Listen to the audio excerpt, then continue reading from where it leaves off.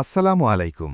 এখন শুনবেন সংবাদ শিরোনাম। কেন্দ্রীয় ভান্ডারে মজুদ নেই হামসহ ৬ ধরনের টিকা। চিঠি চালাচালি আর দাপ্তরিক জটিলতায় সময় ক্ষেপণ। ইউনিসেফের মাধ্যমে এপ্রিলে প্রথম চালান পাওয়ার আশা। পাম্পে পাম্পে তেলের জন্য দীর্ঘ অপেক্ষা, প্রয়োজন অনুযায়ী মিলছে না জ্বালানি, বিপাকে পরিবহন চালক মালিকরা। ভয়াবহ ঈদযাত্রার সাক্ষী দেশ, সড়ক, নৌ ও রেলপথে ঝরে গেছে কয়েকশো প্রাণ। দুর্ঘটনা নিয়ন্ত্রণে কর্তৃপক্ষের নেই উদ্যোগ, অসচেতন যাত্রীরাও। ইসরায়েলের হামলায় লেবাননে আরো 2 শান্তিরক্ষীর মৃত্যু। হিজবুল্লাহর পাল্টা আক্রমণে আইডিএফ এর 4 সেনা নিহত। এতক্ষণ শুনছিলেন সংবাদ শিরোনাম, এখন শুনবেন। ফুরিয়েছে 6 ধরনের টিকার মজুদ। কেন্দ্রীয় টিকা ভান্ডারে নেই হাম, যক্ষ্মা, নিউমোনিয়া, পোলিও সহ আরও 2টি টিকা।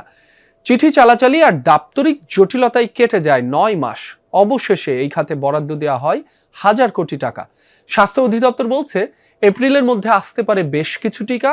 ইউনিসেফের মাধ্যমে এই টিকা কিনছে সরকার। প্রতি বছর জন্ম নেয় 40 লাখের বেশি শিশু। তাদের সুরক্ষায় 12টি রোগ প্রতিরোধে দেয়া হয় 9 ধরনের টিকা।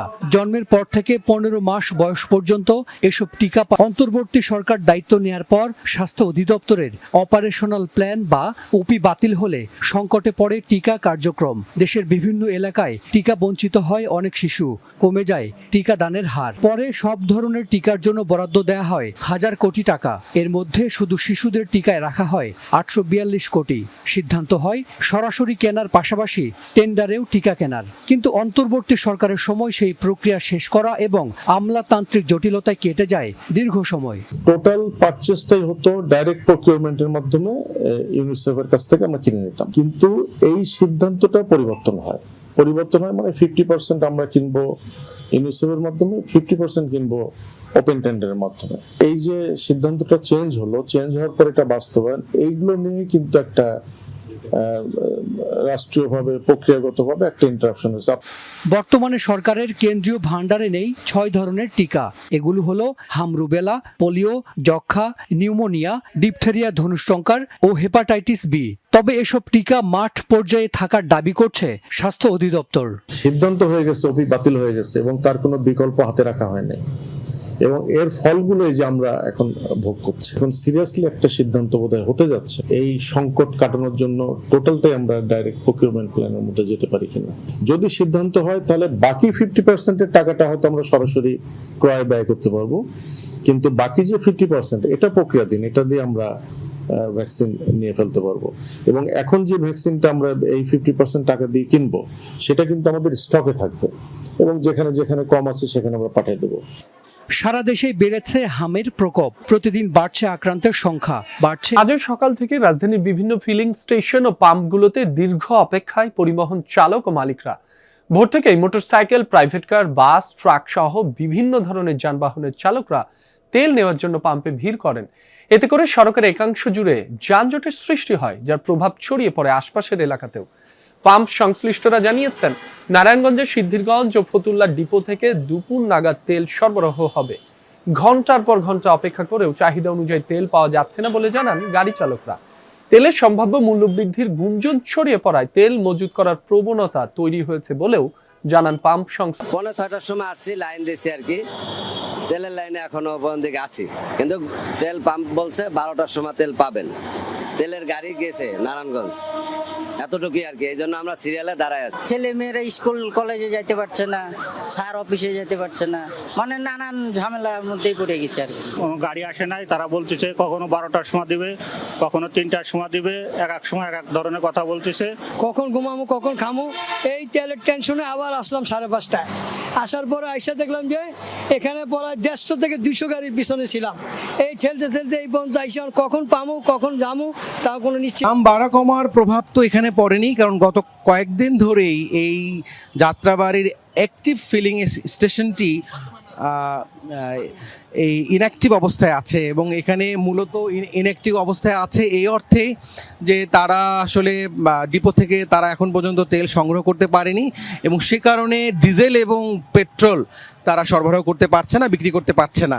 এবং আমরা দেখছি যে সিএনজি সিএনজি গ্যাস তারা সরবরাহ করছে, কিন্তু যেই ক্রাইসিসটি সারা দেশে, এখানে সেই ক্রাইসিসটি নেই। যদিও এখানে ম্যানেজার আছে, তার যে যুক্তি, আচ্ছা আপনাদের যুক্তিটা একটু বলবেন যে আপনি এই আপনারা কেন তেল সংগ্রহ করতে পারছেন না, জ্বালানি সংগ্রহ? মানে জ্বালানি যেটা আমরা আগে সংগ্রহ করছি, হ্যাঁ, যেমন আমরা 9,000 লিটার তুলছিলাম, তোলার পরে এটা আমরা 4-5 দিন বিক্রি করছি, কিন্তু ইদানিং দেখা গেছে মার্চ মাসের শুরু থেকে যখন কোটা করছে, হ্যাঁ, এখন 9,000 লিটার তেল তুললে যেই সব গাড়ি আগে না নিত ওইগুলো এসে ঢুকে নিয়ে যায়। যেমন শরীয়তপুরের গাড়ি, কভার ভ্যান, এগুলো খুব কম ছিল। অন্য লাইনে করে তেল নিচ্ছে, মানে খুব দ্রুত বিক্রি হচ্ছে, কিন্তু আপনারা কেন আপনারা খুব তাড়াতাড়ি বিক্রি হয়ে যায় আর কি। জ্বালানি কেন আপনারা আনছেন না? আমরা যে কুঠায় আছে না, কুঠায় যদি পাই তাহলে আমরা ডাইরেক্ট পাম্পে নিয়ে আসি।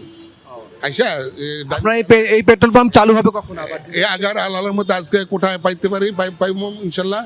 পাইলে বিকাল নাগাদ হয়তো চালু হইতে পারে। শুনছিলেন যে তাদের গাড়ি পাঠিয়েছেন জ্বালানি সংগ্রহের জন্য ডিপোতে, এবং সেই গাড়িটি এখনো অপেক্ষায় আছে, এবং জ্বালানি আসলেই তারা আবার কিন্তু বিক্রি শুরু করবে। তেল না পেয়ে গাইবান্ধায় সড়ক অবরোধ করে বিক্ষোভ করেছে মোটরসাইকেল চালকরা। সকালে শহরের আর রহমান পেট্রোল পাম্প কর্তৃপক্ষ মেশিন নষ্ট থাকার কথা জানালে ক্ষুব্ধ হয়ে পাম্পের সামনে সড়কে অবস্থান নেন বাইকাররা। ধানে ঝরে গেছে কয়েকশো প্রাণ। সড়ক, রেলপথ আর নৌপথ দুর্ঘটনায় থেমে গেছে বহু যাত্রা। তবে এই ঘটনাগুলো কি শুধুই অনাকাঙ্ক্ষিত পরিণতি, নাকি ধীরে ধীরে জমে ওঠা অগোছালো বাস্তবতার বিস্ফোরণ? প্রশ্ন থেকেই যায়, মৃত্যুগুলো কি সত্যিই অনিবার্য ছিল? কোনোভাবেই কি রোধ করা সম্ভব না এই রকমের দুর্ঘটনা? ভয়াবহ ঈদযাত্রার সাক্ষী হয়েছে দেশ। কয়েকদিনের ব্যবধানে সড়ক, নৌপথ আর রেল দুর্ঘটনায় ঝরেছে শত শত প্রাণ। একটা প্রশ্ন সামনে নিয়ে আমরা আরো ভেতরে ঢুকতে চাই। মৃত্যুর এসব ঘটনা কেবলই দুর্ঘটনা, নাকি একই চিত্রের পুনরাবৃত্তি? মুহূর্তে দেশের সবচেয়ে ব্যস্ত ফেরি রুট। এই কদিন আগেই দৌলতদিয়ার 3 নম্বর ঘাটে তলিয়ে যায় একটি বাস, ঝরে যায় 26টি তরতাজা প্রাণ। ওই যে একটা ফেরি ছিল আর কি, উনি চাইছিল এনে ভেজাবো, গাড়ির নামবে আর ডুবে যাবো, উনি আনবে ব্রেক ফেলে মারতেছে।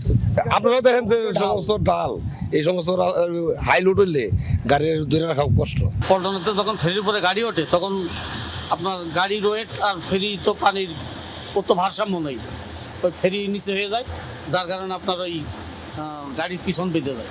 গতদিন যেটা দেখেছি, যেটা গাড়ি যখন চলে গেছে সোজা, যে যাত্রীগুলো উঠেছে তারা জানলা দিয়ে বের হওয়ার চেষ্টা করেছে। অনেকে তারা বলেছেন যে জানলার পাশে যে রড থাকার কারণে তারা বেরোতে পারেনি। ঘটনাস্থলে গিয়ে দেখা যায় যে র্যাম্প দিয়ে পন্টুনে ওঠানামা করে যানবাহন, তা যথেষ্ট নিরাপদ নয়।